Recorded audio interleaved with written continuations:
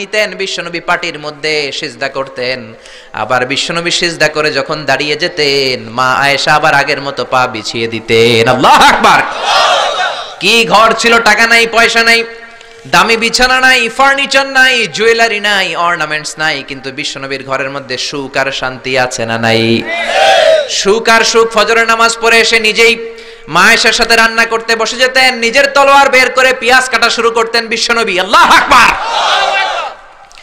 বিশ্বনবী গ্লাসের যেই মা আয়েশা গ্লাসের যেই জায়গায় ঠোঁট লাগিয়ে মুখ লাগিয়ে পানি পান করতেন, ওই জায়গাটা খুঁজে খুঁজে বিশ্বনবী আবার ওই জায়গায় ঠোঁট লাগিয়ে পানি পান করতেন। কোন সুবহানাল্লাহ। আবার গোশত খাওয়ার পর বিশ্বনবীর স্ত্রী মা আয়েশা হাড্ডি চষতেন, চষে ফেলে দেওয়া হাড্ডিটা বিশ্বনবী আবার হাতে নিয়ে চষা শুরু করতেন। আল্লাহু আকবার। কি শান্তি, কি সুখ। মা আয়েশাকে বিয়ে করার আগে মা আয়েশার চেহারাটা বিশ্বনবীর কাছে জিবরাইল এনে বলল, ইয়া রাসূলুল্লাহ আখবিরনি, আমাকে বলেন মেয়েটাকে দেখতে কেমন লাগে। বিশ্বনবী বললেন, কার মেয়ে? আপনার বন্ধু আবু বকরের মেয়ে। কেন এনেছো? আল্লাহ ডাইরেক্ট প্রপোজাল দিয়েছে, ডাইরেক্ট প্রপোজ করেছে বিয়ের জন্য। বিশ্বনবী বললেন, তাই নাকি? জিবরাইল বললেন, হ্যাঁ ইয়া রাসূলুল্লাহ, আমি হলাম বিয়ের ঘটক, আল্লাহ হলেন বিয়ের কাজী। বিশ্বনবী বললেন, তুমি যদি বিয়ের ঘটক হও, আল্লাহ যদি হয় কাজী, আমি মুহাম্মদ রাজি। আল্লাহু আকবার। বিয়ে হয়ে গেল, ঘরে দামি কিছু নাই, ফার্নিচার নাই, টাকা পয়সা নাই, কিন্তু বিশ্বনবীর ঘরের মধ্যে সুখ আছে না নাই? বিবিদেরকে এত ভালোবাসতেন, কোনোদিন মারামারি করেন নাই, যৌতুকের জন্য পিটান নাই, কোনোদিন গায়ে হাত তোলেন নাই। কোন ঠিক কিরা? এক একজনকে বিশ্বনবী প্রাণ ভরে ভালোবাসতেন। বিবিরাও বিশ্বনবীর কাছে আবদার করতেন, নানা ধরনের আবদার। বিশ্বনবী সেগুলো পূরণের চেষ্টা করতেন। আবার মাঝে মাঝে রাত্রিবেলা মা আয়েশার সাথে দৌড়াদৌড়ির প্রতিযোগিতা করতেন। কোন সুবহানাল্লাহ। সহিহ হাদিস, মা আয়েশা তখন চিকন ছিল। তাহাজ্জুদের সময় বিশ্বনবী উঠে মা আয়েশারে বললেন, আয়েশা ও আমার কলিজার টুকরা হুমায়রা। মা আয়েশাকে আদর করে বিশ্বনবী হুমায়রা বলতেন। হুমায়রা মানি যেই মহিলা রেগে গেলে, খুশি হয়ে গেলে, রাগের চোটে, খুশির চোটে দুইটা গাল আনার ফলের মতো টকটকে লাল হয়ে যায়। কোন সুবহানাল্লাহ। মা আয়েশা রেগে গেলে গালগুলো লাল হয়ে যেত, গাল দুইটা টকটকে লাল আকার ধারণ করত। বিশ্বনবী তাকে হুমায়রা বলতেন, হুমায়রা মদিনাতে কেউ জেগে নাই, চলো না আমরা দৌড় দৌড় খেলি। মা আয়েশা মহা খুশি, কারণ সব বিবিরাই চায় স্বামীরা একটু রোমান্টিক হোক। কোন ঠিক কিনা? সব বিবিরাই চাক স্বামী আমার দিকে স্পেশাল নজর দেখ। সব বিবিরা চায় স্বামী আমাকে নিয়ে পারলে একটু রেস্টুরেন্টে ঘুরতে যাক, স্বামীরা পারলে আমারে একটু বেড়াতে নিয়ে যাক। এরকম আবদার বিবিদের কাছে আছে না নাই? কিন্তু এমন অনেক স্বামী খুঁজে পাবেন, বছরের পর বছর যায়, বিবিরে সালামও দেয় না। আছে না নাই? খিটখিটে মেজাজ দেখায়, ধমক দেয়, আবার যৌতুকের জন্য পিটায়। আছে না নাই? জোরে বলেন, আছে না নাই? শয়তান দিল যৌতুক, কোরআন দিয়েছে মোহর। আমরা এখন মোহর ছেড়ে দিয়ে যৌতুকের পেছনে হাঁটি। জোরে বলেন ঠিক কিনা? যৌতুকের চেয়ে জঘন্য অপরাধ সমাজে নাই। কুকুরের গোশত খাওয়া যত গুনাহ, যৌতুক তার চেয়েও বেশি গুনাহ। ঠিক কিনা? কুকুরের গোশত খেলে একটা গুনাহ হয়, হারাম খাওয়ার গুনাহ হয়, কিন্তু যৌতুক খেলে দুইটা গুনাহ হয়।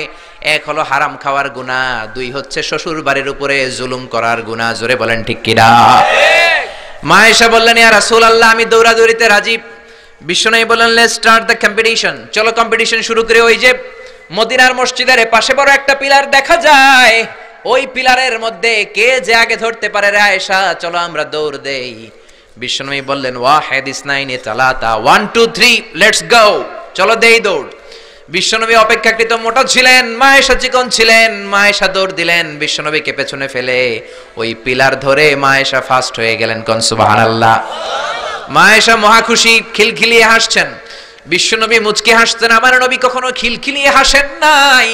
আমার নবী সব সময় মুচকি হাসতেন। মুচকি হাসলে বিশ্বনবীর ঠোঁটও দেখা যেত, হালকা একটু দাঁতও দেখা যেত। পরে আল্লাহু আকবার। সব সময় তিনি তাবাসসুম পছন্দ করতেন। বিশ্বনবী বললেন, ঠিক আছে, আনতিল ফাইজা, তুমি বিজয়ী হয়েছো। তার ঠিক 6 বছরের পরের ঘটনা।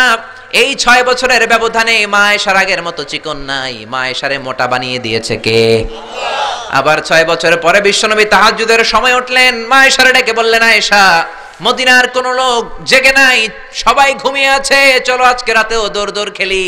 মা আয়েশা বললেন আমি রাজি, চলেন শুরু করে দেই। বিশ্বনবী আবার ওই জায়গায় যেয়ে দাঁড়ালেন, বললেন ওই যে মসজিদে নববীর পিলার দেখা যায়, কে কার আগে পিলার ধরতে পারে? রেডি, আমরা শুরু করে দেই, 1 2 3 স্টার্ট, গো। বিশ্বনবীও দৌড়, মা আয়েশাও দৌড়, জনমের দৌড়, আইজও দৌড়, কাইলও দৌড়। কে কারে হারাতে পারে? বিশ্বনবী আগের মতোই আছেন, কিন্তু মা আয়েশারে মোটা বানিয়ে দিয়েছে কে? এবার আর বিশ্বনবী চান্স দেন নাই মা আয়েশারে। বিশ্বনবী ওই দিন আসলে ইচ্ছা করে হারেন নাই, মা আয়েশারে জিতানোর জন্য দেরিতে গিয়েছেন। কোন ঠিক কিনা? আমার নবী যদি শক্তি দিয়ে দৌড়ায়, নবীর সাথে কেউ দৌড়ে জিততে পারে না, জোরে বলেন ঠিক কিনা? মদিনাতে বিশ্বনবী যখন ঘোড়া হাঁকাতেন, সাহাবীরা বলতেন 1 মিনিটের মধ্যে, আধা মিনিটের মধ্যে বিশ্বনবীর ঘোড়া যে কত সামনে চলে যেত। সামনে আমরা ধোঁয়ার বালি দেখতাম, বিশ্বনবীরে খুঁজে পাওয়া যেত না। আল্লাহু আকবার। আবার তিনি যখন ওঠ হাঁকাতেন, পাগলের মতো বাতাসকে পেছনে ফেলে ওঠগুলো দৌড়াতো। আদবা আর কসওয়া, এই দুইটা ওট নবী ব্যবহার করতেন। নবী কি ব্যবহার করতেন এগুলো জানেই না। সালমান খান কোন ব্র্যান্ডের টিস্যু দিয়া টয়লেটে যায় এটাও জানে। কোন নায়ক কি করে, সাকিব আল হাসান কোন ড্রিঙ্কস খায় এরকম মাসেল বানাইছে, সবার মুখস্থ আছে না নাই? এরপরে মাশরাফি কেমনে পেস বল করে, ওই প্র্যাকটিস আছে না নাই? কে কেমন কি করে সব মুখস্থ, কিন্তু নবীরা কেমন চলতেন, নবীদের সুনান কি ছিল এটা আমাদের জানা নাই। জোরে বলেন ঠিক কি না?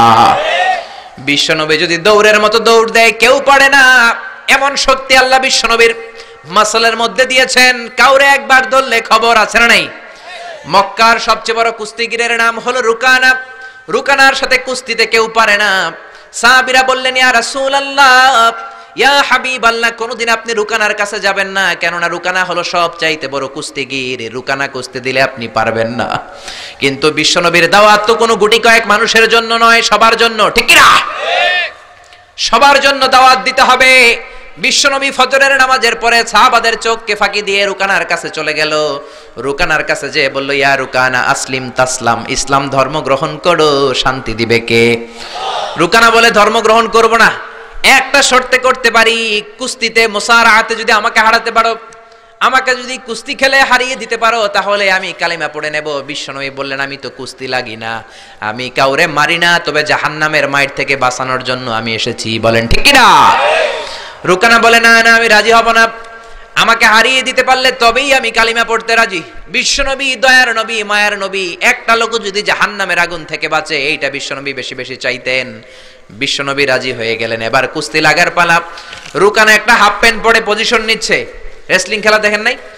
ডোনাল্ড ট্রাম্পের ট্রাম্প টাওয়ারের ভিতরে এডি খেলে, গায়ের মধ্যে তেল মেখে কুস্তিতে পজিশন নিচ্ছে।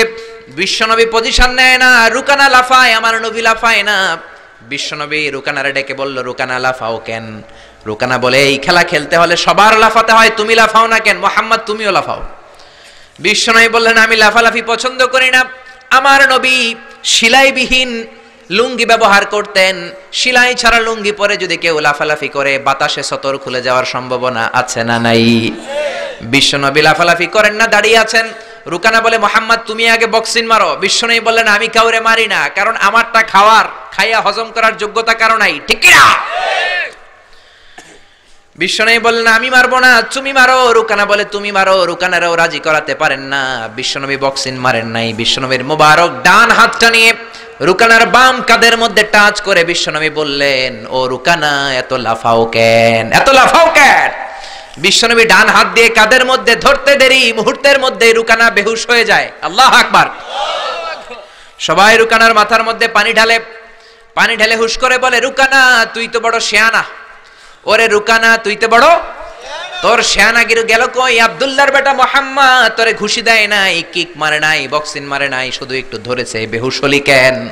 রুকানা বলে আরে তোরা তো জানিস না, তোরা কিছু দেখিস নাই, তোরা দেখেছিস মুহাম্মদ হাত দিয়ে আমার গায়ের মধ্যে ধরেছে, আসলে ওইটা হাত ছিল না, আমার মনে হয় গোটা উহুদ পাহাড়টা এসে আমার কাঁধের উপরে চেপে বসেছে। জোরে কোন সুবহানাল্লাহ। বিশ্বনবী রুকানাকে বললেন রুকানা তুমি তো হেরে গেলে, এবার কালিমা পড়ো। কয় না না আমি রেডি আছিলাম না, তুমি আগে ধরছো। মুনাফিকেরা মিথ্যা বলে, জোরে বলেন ঠিক কিনা? কাফিরেরা মিথ্যাবাদী হয়। বিশ্বনবী বললেন ঠিক আছে তাহলে আবার লাগবো। রুকানা বলল তুমি মারো। বিশ্বনবী বললেন প্রথমটা আমি মেরেছি, এইবার তুমি মারো। রুকানা বলে আমি মারবো না, তুমি মারো। বিশ্বনবী আবার রুকানাকে ধরলেন, মুহূর্তের মধ্যে রুকানা আবার বেহুশ হয়ে যায়। সুবহানাল্লাহ কইতে বললেন না? সুবহানাল্লাহ। হুশ ফিরানো হলো, আবার সবাই মাথায় পানি দেয়, আর জেগে ওঠার পরে বলে রুকানা তুই তো বড় শাহনাগির গেল কই? রুকানা বলে আবার ওই যে উহুদ পাহাড়, উহুদ পাহাড়, উহুদ পাহাড় আমার কাঁধের উপরে চেপে বসেছে, তোমরা তো খালি চোখে দেখো নাই। বিশ্বনবী বললেন এবার কালিমা পড়ো। রুকানা বলে না না, আমার পেটে ক্ষুধা ছিল, আমার গায়ে শক্তি কম ছিল, আমি প্রস্তুত ছিলাম না, পেট ভরে খাবো, খেয়ে দে তোমার সাথে আবার লাগুম। দাইন দাইন তিন দাইন, দাইন দাইন কয় দাইন? খেলা এরকম বলে না অনেকে, দাইন দাইন তিন দাইন, আবার লাগবো, আবার খেলা হবে। আবার বিশ্বনবী ধরলেন, আবার বেহুশ। বিশ্বনবীকে তোরে আর কত বেহুশ করুম? এজন্য আমার নবীর গায়ে শক্তি আছে না নাই? মা আয়েশার সাথে যদি বিশ্বনবী প্রথমবার জোরসে দৌড় দিতেন, কোনোদিন মা আয়েশা পারতো না। মা আয়েশারে জিতিয়ে দেওয়ার জন্য ইচ্ছা করে আস্তে দৌড়েছেন।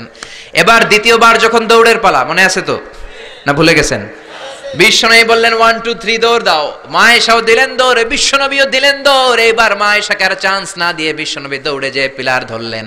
এবার আর মা আয়েশার মুখে হাসি নাই, এবার রেগে আছে, একেবারে গড়গড় করছে, রেগে জিততে পারে নাই। হেরে গেলে মেয়েদের একটা আলাদা রাগ আছে না নাই? বিশ্বনবী আয়েশার কাছে গেলেন, ডেকে বললেন হুমায়রা হাযিহি সাবাকাতু বিতিলকা, হাযিহি